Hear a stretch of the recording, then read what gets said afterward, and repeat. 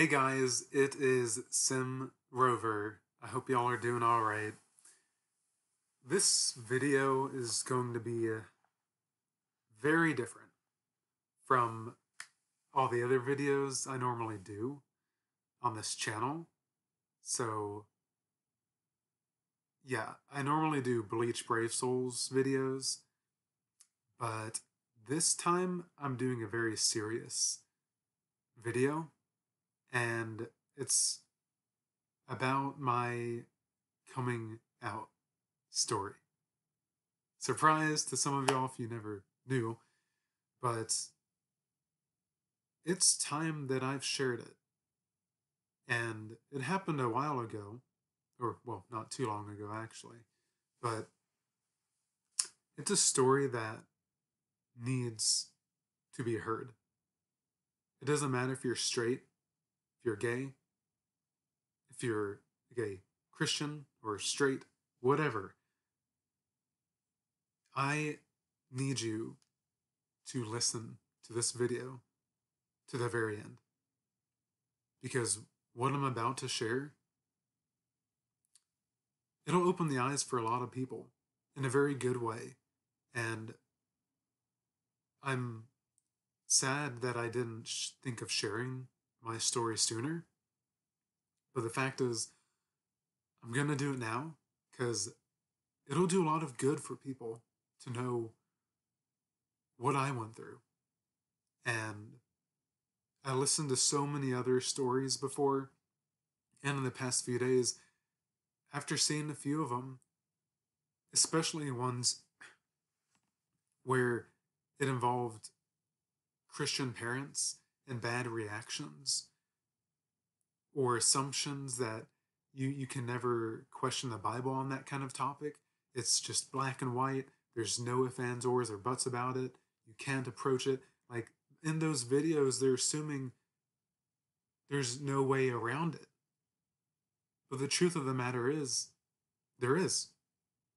And I hope my story and what I've gone through will shed some light on a dark theme going on where people aren't accepting, they're not affirming, and that causes bad fruit in people's lives and leads to suicide and other very strong negative emotions. And it's not good. It's not good. So, without further ado, this is a story about a boy overcome by fear. Fear so strong it led him to inaction to protect himself, choosing to not take risks to make himself feel safe. But in truth, that didn't protect him, that didn't make him safe. It hurt him in the long run.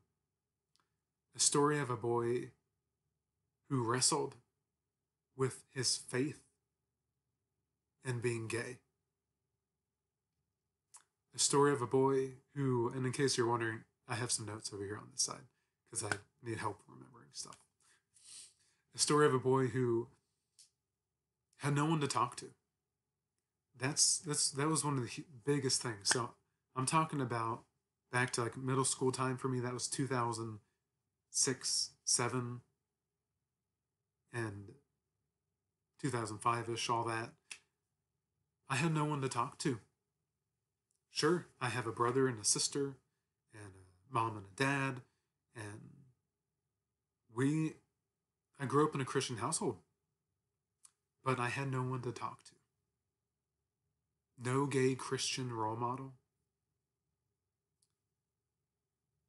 I was alone. The story of a boy who caved into the popular understanding that it's just meant for a man and a woman, nobody else. Y'all who like guys, same sex, girl and girls, no, you're not welcome. That's all I knew. And my mind was in a place that I can't question that. That's a mic drop moment. You can't question that. You can't ask the Holy Spirit to help you interpret that scripture, help you understand what they're actually saying about homosexuality. No, that topic was not approachable. That was the message I got from church.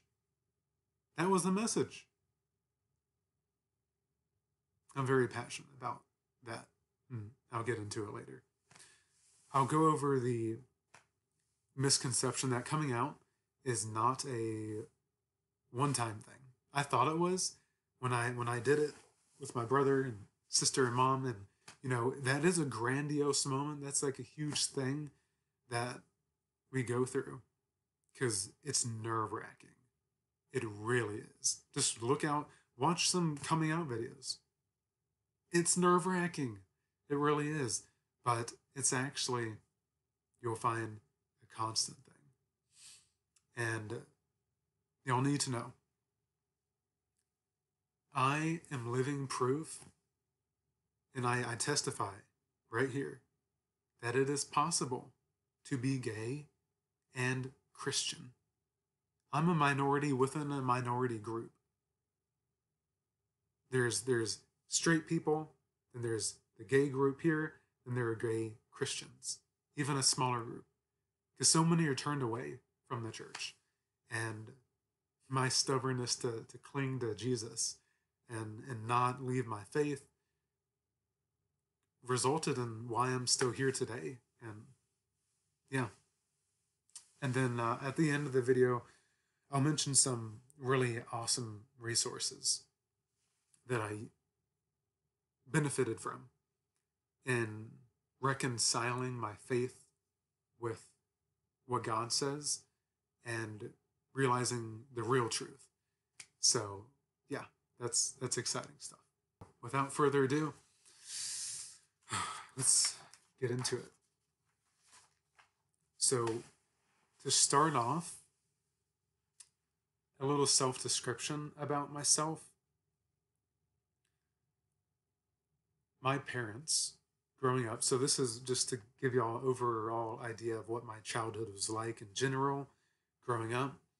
My parents were Christian, and I have a brother and a sister, and we all grew up going to church. That was our thing. We did Wednesday nights. We went to Wednesday night worship things. I'm kind of assuming y'all know some things, but many of you may not. So we did Wednesday night worship services, small groups, vacation Bible school, went on little church retreats. That was our life growing up. There wasn't a period of time where we didn't go to church. We always went to church. And a lot of it comes from my dad, who my papa, his dad, so I call him Papa. He's not with us anymore, but he was an evangelical Christian, which means he was gung-ho about getting the gospel out there to everybody and sharing his testimony. He went to the military and traveled around Europe and all that stuff, Vietnam. And so that carried on to my dad, which trickles down to how he raised his own children. So that's my background, comes from him, came from his dad, and same for my mom. Hers is a little different, but she's still Christian. So yeah, is Baptist Christian, to mention. And in case some of y'all don't know, Baptist Christians believe in Jesus Christ as your sole Savior, and He is everything. He provides salvation and wipes your slate clean of all your sins, and you get the Holy Spirit, and you're baptized in symbolism of old life getting washed into new, and then you have Jesus in your life, and you grow to become more like Christ throughout your life. And so that's my background, one of my pieces to keep in mind. And then, I never smoked. I never did drugs. I didn't drink. I didn't party. Um, not I didn't have a rebellious phase or anything like that. Didn't go crazy. Didn't try to sneak out or whatever.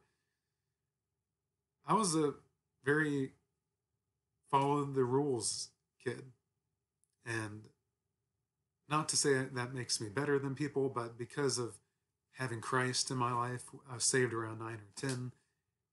Those are natural things that you don't go to because my joy comes from having Christ in my life, and that's enough for me. I don't need to get enjoyment out of other stuff. Um, so, yeah, I was a very patient, calm, shy kid. My mom described me as I was a gentle boy. I was very,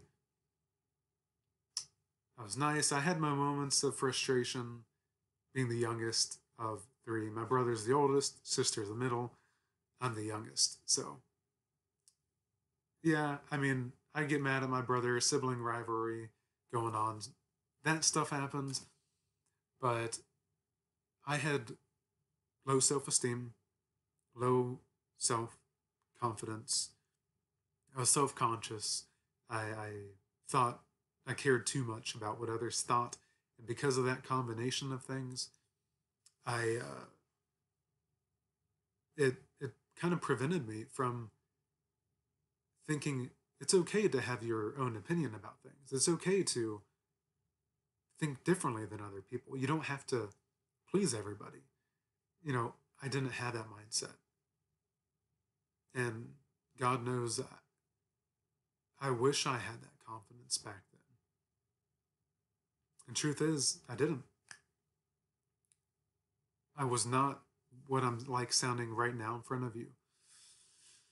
And that's really big. That was a very big struggle for me.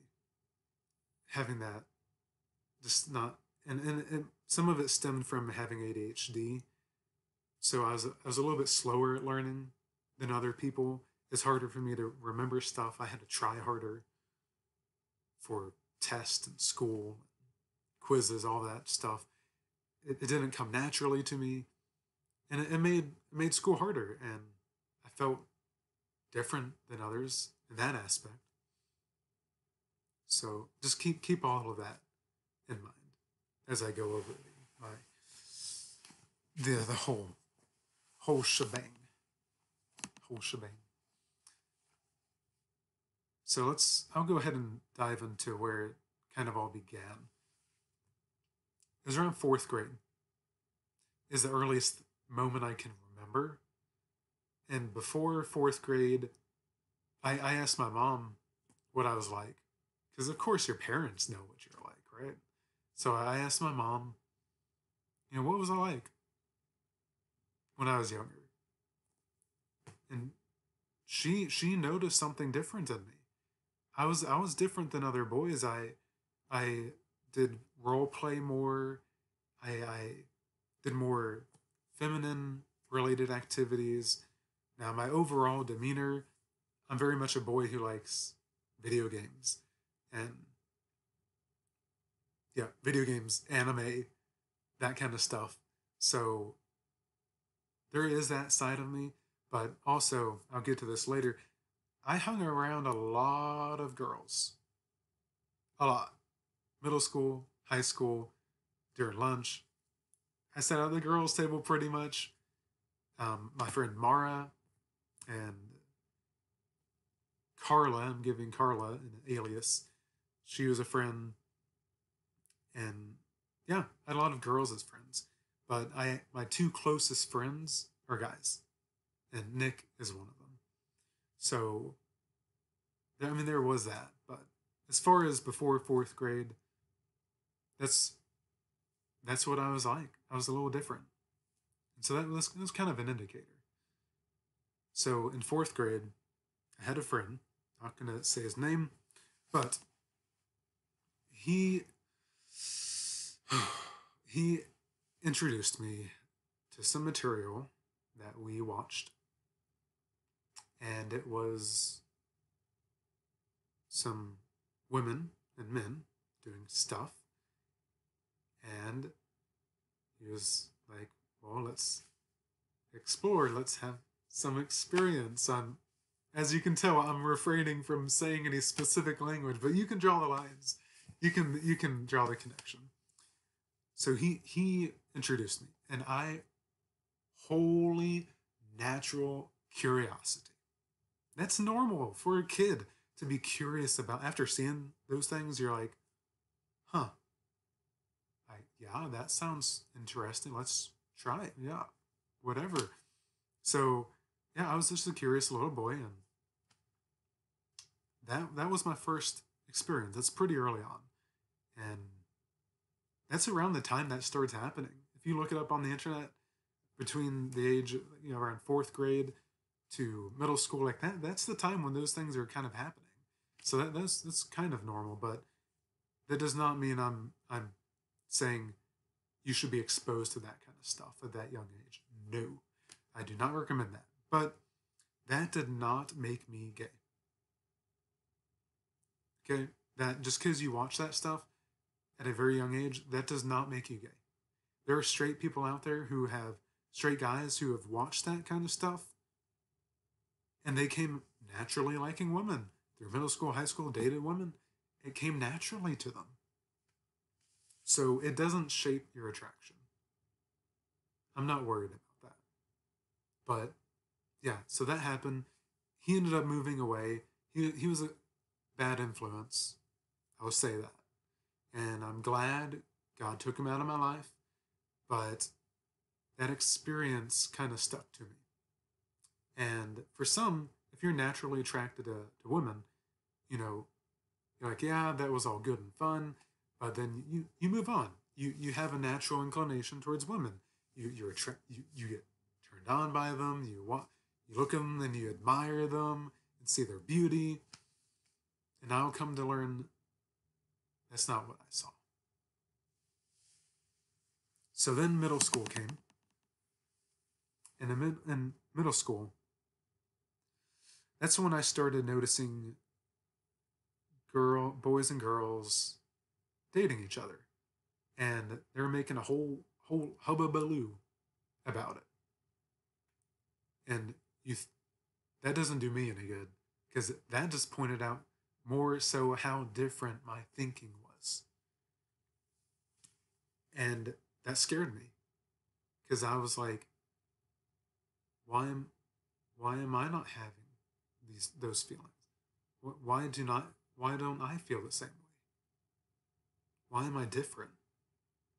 Because as a kid, you subconsciously pick up on those things.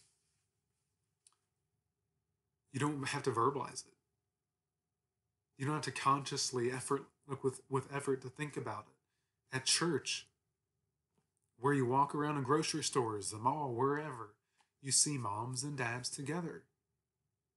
And I didn't see men and men together, women and women. This was back in 2004, 5, 6, 7, 8, around that time. And I didn't see any of that. And so, because the more you're exposed to of what you see, you assume that's normal. So something must be wrong with me. And that's a horrible thought to have. A kid should not be having that thought. And that made me feel like an outcast. Different. And all the more reason to hold that all inside of me, because I did not feel safe sharing it with my family or any friends. I was afraid of rejection. I was afraid they wouldn't want to be my friends anymore. I was afraid of what my parents would do. And so, again, during this time, I didn't know what gay was. I didn't know what the word was. I've seen it. I've seen the word. But I would be looking up on the internet because I had nobody to go to. So I'd be looking up how to know you're gay. And that's where all that started going on. And then you would also pick up on gay slurs of people like saying, "Oh, that's so gay," and that further makes a kid retreat into himself. A kid who's gay and they're learning that part about themselves. When they see that kind of thing going on and hear it, it becomes internalized in you. It hurts your self-esteem. It it made me feel very different. And feeling different from others is a very, very horrible feeling to have. So, middle school passed. After searching the internet and getting like a better understanding of what gay is, I began asking myself this question. It's like, do I like guys? And what do I like about them? And I came to learn, like, I really liked the way certain boys look. Not all boys, of course, but I look at them in middle school and just the shape of their body, their their face, the way they look, and their hair, like it gave me those bubbly feelings. Like it's kind of hard to describe, but in my heart, I know what those feelings are like. So then, high school, high school came, and high school, oh my gosh, guys, this I'd have to say, high school was one of my favorite times. And for many, they hated high school. Now I had my lows, I had my highs, but high school was a huge time for me. I mean it, like, oh my gosh. I had I had so many crushes. Guys, oh my gosh. Like I'm getting flattery right now just thinking about all of it. My cheeks are turning red. Like I could look at my yearbook right now and say, "Yep, he was hot. He was cute. He was cute. Yeah, he was good looking. Oh my gosh. Oh my gosh." Like something happened in high school. And that that was a pretty big indicator. I'm not going to lie. That was a pretty big indicator. And all the more, well, I just like y'all just heard me right now talking, right? The joy, that happiness of experiencing those feelings and letting yourself like explore these feelings and take them in like, oh my gosh, he looks so cute. He is really good looking. Like I love that feeling. It's just like a guy who's attracted to a girl, like, oh my gosh, you adore her, you love her, she's beautiful. I get that feeling for guys. Not all of them, but there are certain ones I'm like, oh my gosh, yes, yes, like guys. So high school is a good time for me. But I'll get into it some more. So in high school, I counted. So I thought back to how many crushes I had on guys, specific guys. There may be more, but I counted 18. Oh my gosh, like you flirtatious flirt sim. Oh my god, 18. Yeah, I probably had more, but 18. And that was one of my most joyous things of high school, of getting to experience those attractions and realizing I was learning that I like guys. This is a legit thing. And a crush for me, I can describe that to you. So one of my crushes in class, I'd be sitting there, and for a guy I liked, I did the eye contact, trying to steal his glance, like get him to look over at me. It's so childish, like because you're sitting there and you're like, please look over at me. I like you. Please look at me. I'm communicating with my eyes. Can you understand my body language? Oh my gosh, hello. Oh oh oh. Or if there was a crush I was sitting next to, I'd try to get closer to them, and then closer, and then to where you're touching, like your skin touches, and it's like, oh my gosh, like it sounds so funny, but for a gay closeted kid, that's like a euphoric moment. I like that's a strong word, but that was like freedom. Oh my, oh, I touched. Oh, like it's so freeing, and I love those moments. But then I still struggled with fear. I not once did I dare to. Well, I did think about coming out to people, but I wanted to do it in a way that I wouldn't get hurt, in a way that was safe, or figuring out if another guy was gay, if he even liked guys. I was like, these websites are telling me, just ask him, are you gay? I'm like, are you crazy? Who would do that? Who would ask straight up, hey, are you gay? And then, no, what the heck are you talking? You're afraid of that response of them going like, what the heck? No, what's wrong with you? You fag or whatever negative slur they throw at you. Like in my mind, I was thinking of the worst of the worst things that would happen. I'm like, okay, no, that's not gonna work.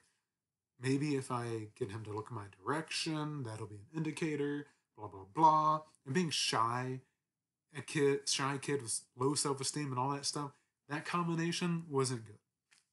So yeah, those crushes were fantastic, but again, inaction, afraid of taking risks and experiencing that kind of love, that kind of attraction. It felt taboo, and I was afraid because there weren't safe spaces in high school. This was between 2009 and 2012. There were no safe spaces. You had school counselors, yeah, but I still felt there was nobody I could talk to, and that's not good. Now, as far as girlfriends, did I have any girlfriends? I had friends who were girls at the lunch table, like Mara. She gave me permission to say her name. Hey, Mara, how's it going?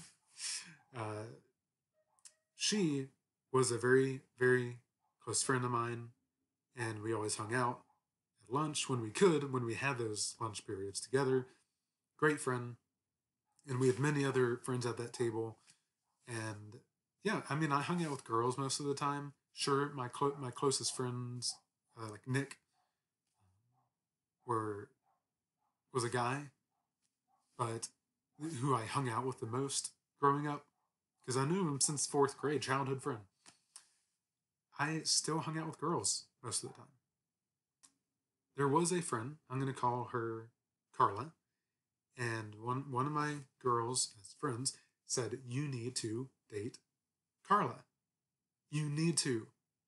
And I was like, okay, because I started getting suspicions that people were thinking I may be gay. And the thought of that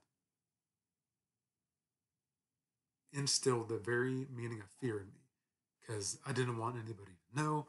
And I thought, well, I mean, Carla does look kind of pretty, and I like her. She's funny. So I was like, sure, let's be boyfriend girlfriend. And so we went to a movie together with some other friends and went to some pizza place, and I can't remember much else. But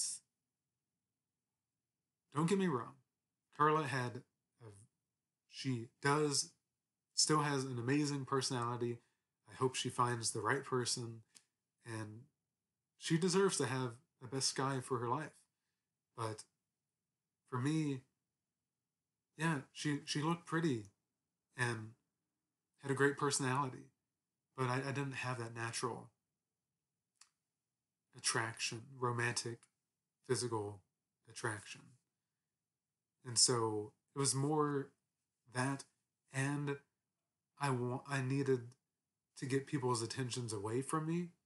And so there's one day, one of the popular kids, I call him, his name's Chaz.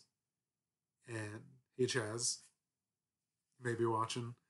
Chaz, he was cute. I did have a crush on him at one point in high school. And I remember this distinctly. We were switching periods, switching classes, and in the hallway, I was in the science building, going to the main building, and just before I was leaving the science building, Chaz comes up to me, and he says, "Are you dating Carla?" And I was shocked. I wasn't friends with him. We were acquaintances. I knew him since middle school, kind of thing, and so it caught me off guard. It really did. Because how did word travel through the grapevine like that? And I said, yes. And it felt good to be able to say that. Because now that could get some rumors off of me, kind of thing. Because I was afraid. And then another little story from high school. I was so afraid of rejection and of being gay that I created like a fake Facebook profile, because this was around the time Facebook was a thing and social media was becoming a thing.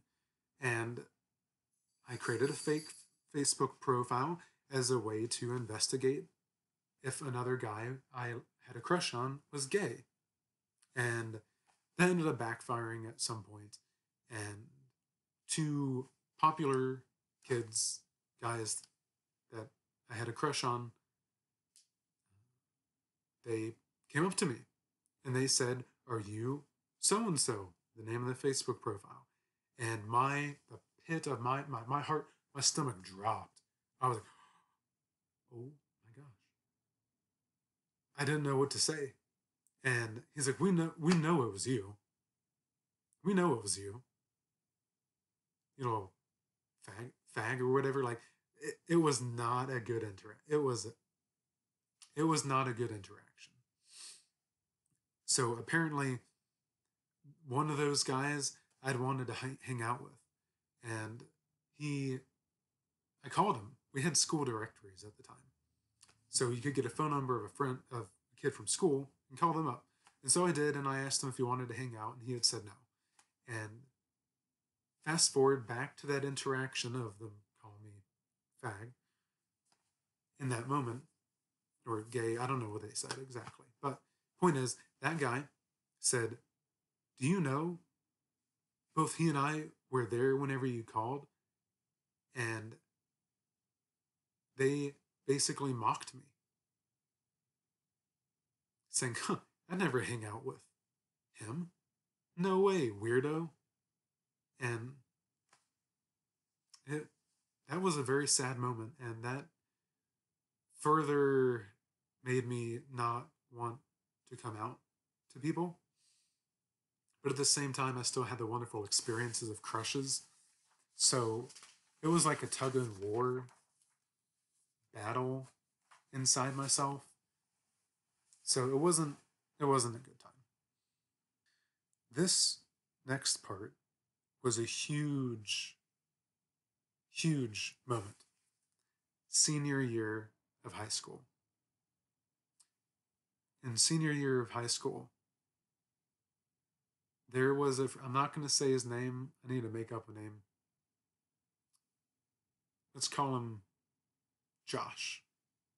So Josh was, I would say he was my first legitimate, not just sexual attraction, physical attraction, but romantically attracted. Not just a regular crush, but I was strongly attracted to him. And it was senior year, and I had it. I was like, I deserve to get to experience these feelings and not let fear get in the way. And so, yeah, yeah. Sem let go, and I pursued him. I hung out with him, hung out with his friends, and showed him I liked him. I didn't verbally say I like you, but how much I was hanging out with him, which ended up being too much, because I was so over the moon. I really, really liked him. Josh was super cute, very attracted to him, and we did a lot of time hanging out, talking, marching band, all that good stuff, and it made me the happiest guy. But again, there was no official thing. There was no guarantee he was gay. And so being my first attraction, gay crush that I acted on, filtering those feelings, that's like Niagara Falls coming out of me. So I texted too much. I was very over the top about communicating with him. I was like, why aren't you talking back? Are you rejecting me? Why are you angry with me? Blah blah blah blah. And I was just overly heightened, way too much communication. So, um, but during all that, before it got to that point, I even went to his Catholic church, and I came to enjoy the Catholic faith, and so much so that it got to a point where my parents were like, you know, you've been going to this church, this Catholic church, and it got to a point where they said, that's not what we believe, and this is the last time that you're going. And so, with it being the last time, like they were telling me what I believe, I got very upset. I was like, you don't tell me what I believe. And I was very upset, mainly because that was one of the places I would go to get to spend time with Josh. And I was upset. And then, in short, he ended up alienating me and turning away because it wasn't a good thing. Like I was texting too much. I was getting a little crazy with it, and liked him too much, I guess. And that was really devastating for me. And one day, as I was walking out to band practice, one of his friends comes up to me as I'm walking out with my trumpet in hand, and he said, "Hey, are you gay?" And I froze. And I was like, how does he know? Now, guys, it was pretty obvious that I was gay with how much time I was spending around him. It was obvious. So, I mean, there was no really hiding it, but I was still afraid. So I told him, no, who told you that? And so I was still very reluctant to coming out. That spurred me to all that drama that came from getting alienated by Josh, and all that culminated in a desire to pursue my faith and understanding Catholicism and Baptist faith and comparing the two. And so I directed my focus, my sorrow, my what I went through that was so horrible, like my attraction, getting denied, all that stuff. It was so hard to look on. It was so hurt. It hurt. And so I moved all that focus to focus on my faith and all that stuff. And so in college, I pursued my faith and did discipleship training and studied to be a teacher. And I came to a point where my faith, I was like, this is a sin, and I shouldn't act on my attractions. And so that's where it kind of started. I was like, I love God too much to risk, if it is a sin and I go to hell, I don't want to risk that relationship getting broken. And so I decided that I wouldn't act on it, I wouldn't pursue guys. And what that does is it puts up an emotional wall.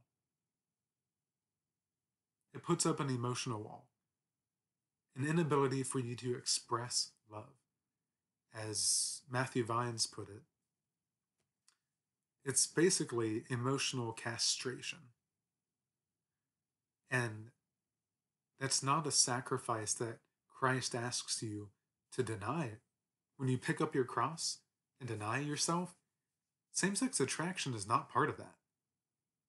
Denying yourself and picking up your cross, choosing not to do certain things, those things like participating in gossip, talking bad about other people, or drinking in excess, whatever, fill in the blank.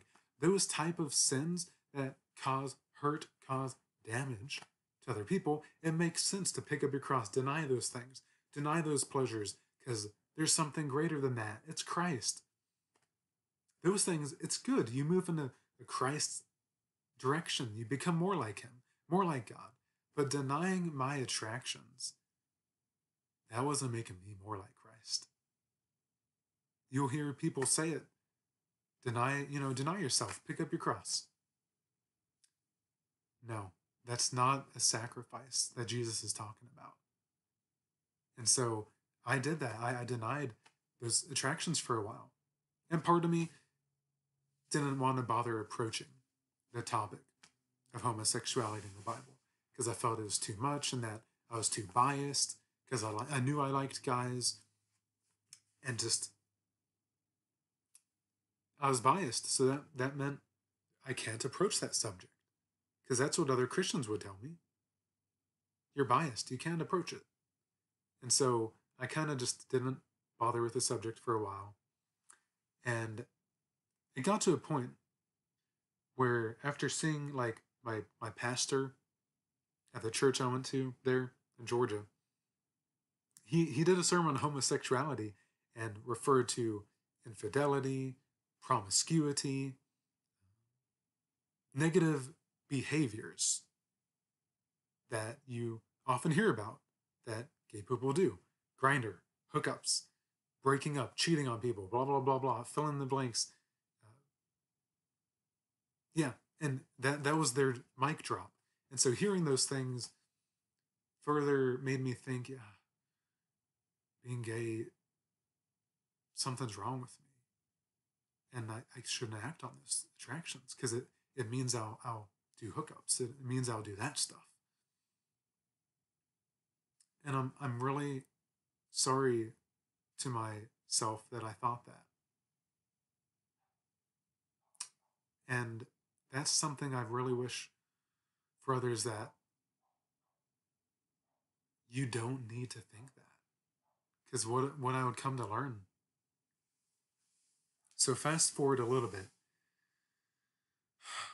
After choosing not to study and do all that, I eventually, in all this, I came out to my sister, mother, my mom, my brother, and then my dad. And so during this time, my sister, I came out to her first because I felt the safest coming out to her. And this is before I had submitted to thinking that it was a sin. I'd read a quick excerpt thing on Matthew Vines and was like, oh, it's not a sin, haha. And so my sister, I came out to her, and she said, basically, I wasn't thinking about it enough. I didn't look at the Bible enough about it, and that I was being biased. And I need to consider both sides. And being someone who cares about what others think, I was like, oh, she's right. I do need to consider the other side. And so, because I wanted to, one, please her, and the whole topic was so much, I became indecisive. I just chose not to approach the subject and not act on my attractions. I eventually did come out to my mom and told her, and her reaction was, and I always try to get her alone, like maybe it's in the car or whatever. There's one time I had tricked her, not tricked, I had said, tested the waters. I asked her, hey, if I liked guys, hypothetically, would you think different? Would you love me differently? And that should have been a flag, but she didn't. She didn't connect the dots. So that was pretty funny. But that was the test in the waters. So then I did come out to her, and it wasn't a negative reaction. She didn't try to disown me or anything like that. She still treated me the same, loved me, but she's not affirming. So she's still a loving mother, and bless her heart, love her to bits, but she's not affirming. And then I came out to my brother, and I felt he would be pretty chill about it. And I'm pretty confident he's still not affirming about it, and that they have not even looked at the subject to study it themselves and consider looking at their interpretation of it. But besides the point, my brother reacted pretty well. And that's a blessing. That's something I'm very thankful for. Because not every gay person has such a positive turnout. And of course, last but not least, was my dad. But before I get to him, I reached the point where I was like, I know I don't have all the answers, but I'm tired of denying these attractions because it's making me alone. It's making me feel alone and rejected, and nothing more like Christ. I felt defeated and rejecting those feelings, emotionally putting up those walls, unable to express love to guys I like, that I'm attracted to. That did not do anything good for me, denying that. It made me nothing more like Christ, nothing more like loving others, nothing like that came from it. And so I just came to a point where, like, maybe I'll find the answers out later. And so I accepted that, hey, I'm going to act on my attractions, and it's okay. So then I came out to my dad, and with this story, my dad, we went to a little cabin resort place because he wanted some father and son time. And I thought, this was around college, late college time, I think. And I was like, it's now or never. I need to tell him because he needs to know. And so I told him I need to tell you something. And I'm gay. And he said, thanks for sharing.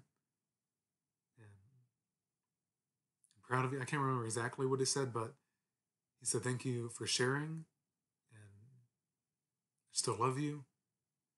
That hasn't changed. And so my dad, he loves me still. My mom loves me. My brother and sister don't treat me any differently. So that's reassuring. Like, my relationship with my parents, nothing's changed. And that's amazing. That's something really to be happy about.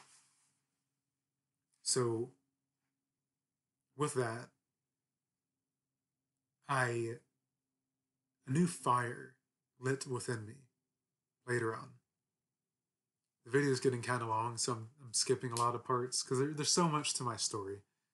But a fire lit in me to approach the Bible again because I decided that I needed to see a counselor. And this was around 2019. 2019. I had a job out of college. I graduated out of college, and I needed to sort out these feelings. And so, throughout these multiple sessions I had, I finally felt that it is okay for me to ask these questions, to approach the Bible and see what it really says.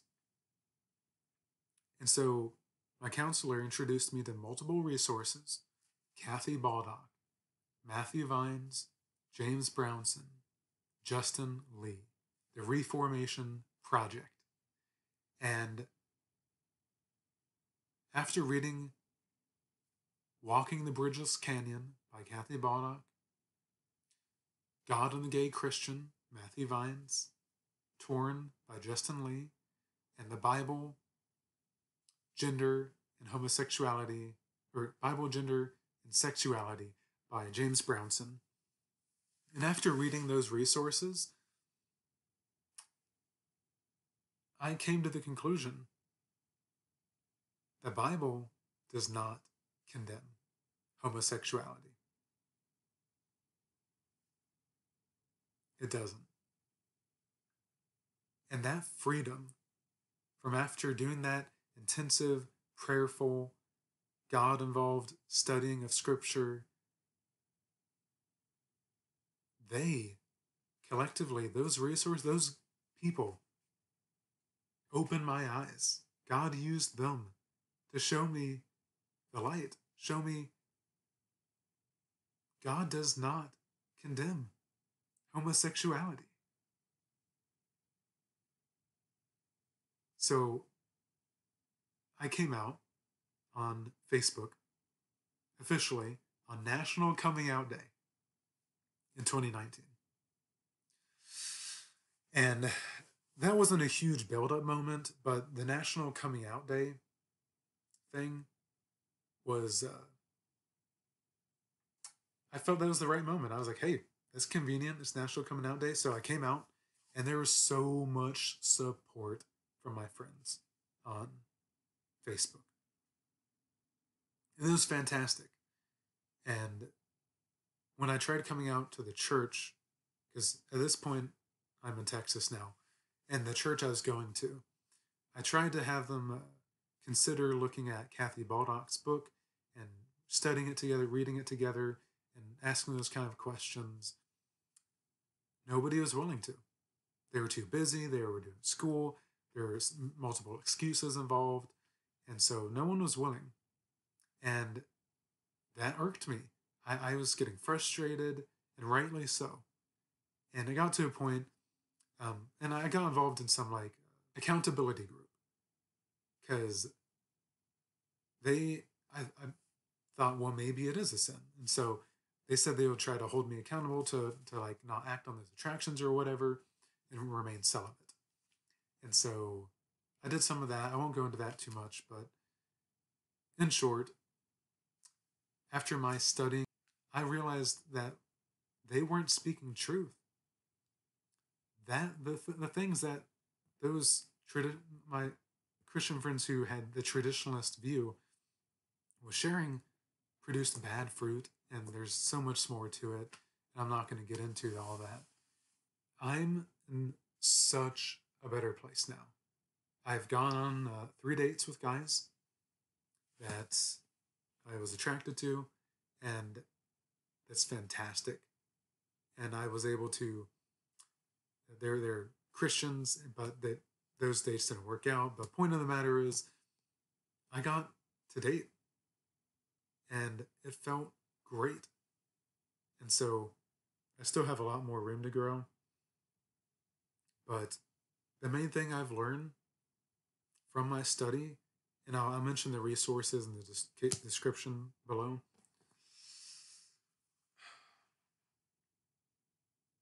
Homosexuality did not exist in ancient times. The way we know it today, a loving, committed, monogamous, this is for Christians pursuing a loving, committed, monogamous, covenantal, self-sacrificial relationship. Lifelong. That type of desire, that's what I want. That's what I'm pursuing. That's what we're talking about today. And for the past 100 years. This is a recent thing. Homosexuality, the word, was not invented, was not introduced until near the end of the 19th century. And even then, it was not widely used. It was not a word that was known. Gay, not widely known. It wasn't until mid 20th century that people started using the word. All that to say, this was an ideology. The traditional stance was something that Christians created to adapt with, there are gay people now that we're becoming aware of more and more. We need to create a stance on this. So read Kathy Baldock's book, Walking the Bridgeless Canon. That'll give you historical background. And the Bible was not a time, the way sexual relations, same-sex relations worked back then, it was not an exclusive orientation. Sexual orientation, again, is a recent thing that we're coming to understand more and more. Same-sex orientation used to be thought of as an illness, that something's wrong with you.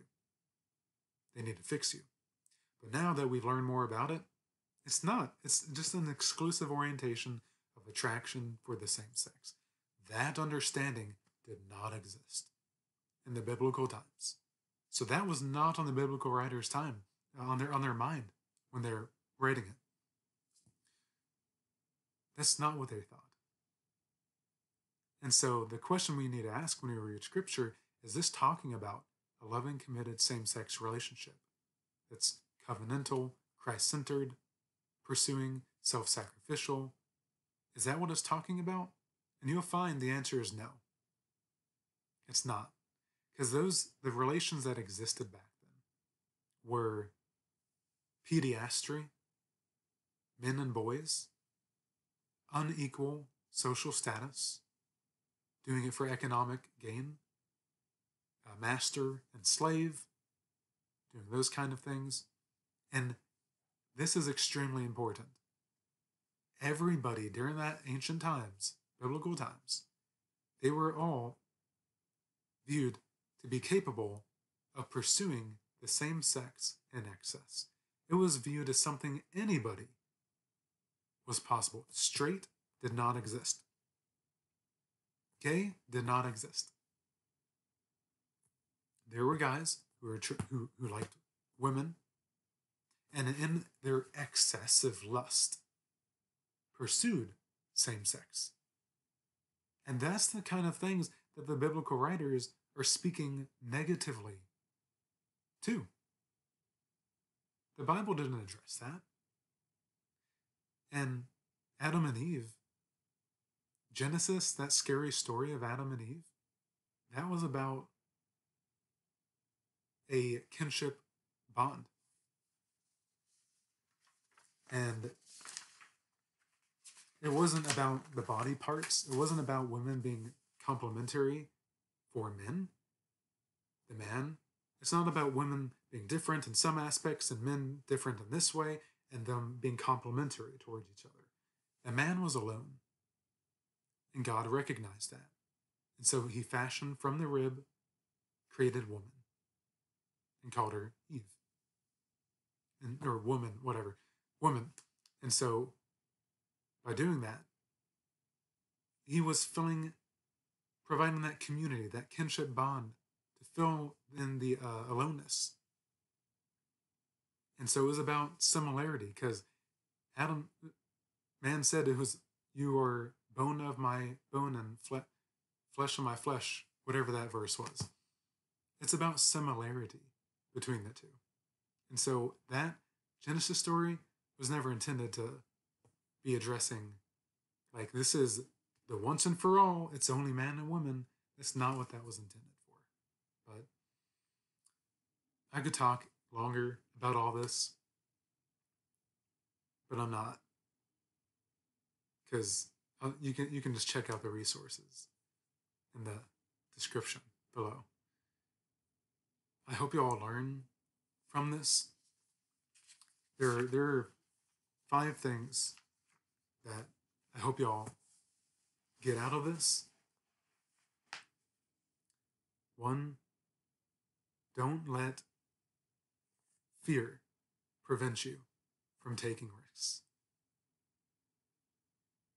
2, there's always someone out there to talk to. So there's the Trevor Project. There's always those hotlines you can call to speak to somebody. If there's nobody in your family that you feel safe talking to, call one of those hotlines. Do you have a phone? Call them. They're there for you. You can talk to them. There's always someone to talk to. I didn't have anybody to talk to. I felt like I didn't have anybody to talk to. If you don't feel safe, call one of those lines. 3, it is possible for you to maintain your core beliefs about Christianity, about Jesus Christ. It is possible to keep those core beliefs and have a saving relationship in Christ and have an affirming view on homosexuality. It's possible. I'm living proof of it. And I want to get that message out there. It's possible. I can guarantee you it is. There is hope. It is possible. 4, even if you are afraid, it's much better to put yourself through the emotional times, the emotional hurt, than to be withdrawn, than to close yourself. It's better to put yourself through it. Because if you were like me and you felt you had nobody to talk to and you keep it all in, it inhibits you from being able to express love, to know how to show love to other people. And because now that I have an understanding and I'm accepting myself fully, 100%, like, it's so freeing. And so, yeah, things may suck to put yourself through some of that hurt, to take that risk, to ask that guy if he's gay or whatever. It's worth it. Do it. And I'm going to add one more thing here because I forgot about it. The misconception that I said I would address. The misconception that coming out is a one-time thing. It's not. My uncle recently, he asked, so how's life? How do you have any girls you're dating? And he knows I'm gay. He knows. And I don't entertain people who have like an under intention. When they know something about me and they're just trying to get under my skin or something, I don't entertain that. I choose who I'm going to come out to or have a conversation about those things with. And that was a moment when I was like, no, I'm sorry, no. And I came out to another aunt, uncle, and a cousin recently. And so Yeah, I mean, it's a constant thing. So you'll just have to get comfortable with it. It's not always easy. And yeah. But the last thing I'm going to mention here to wrap up the video, you are loved. If there's anything to get out of this, I want you to know you are loved. I care about you. You are loved. You are cared for. If you don't have anybody in your life who's supportive, if you only experience rejection, people saying something's wrong with you, you're messed up, I'm sorry. I'm sorry you have to go through that. I'm sorry you have those thoughts. I have had those thoughts. But there are people out there who care. There are people who will love you in spite of what everyone else would say. You are loved. You are cared for. And don't forget that. So, thanks for listening, guys. I hope this video will post because it's pretty long. But yeah, please check the resources out below. But thanks for listening, guys, and I'll see you later.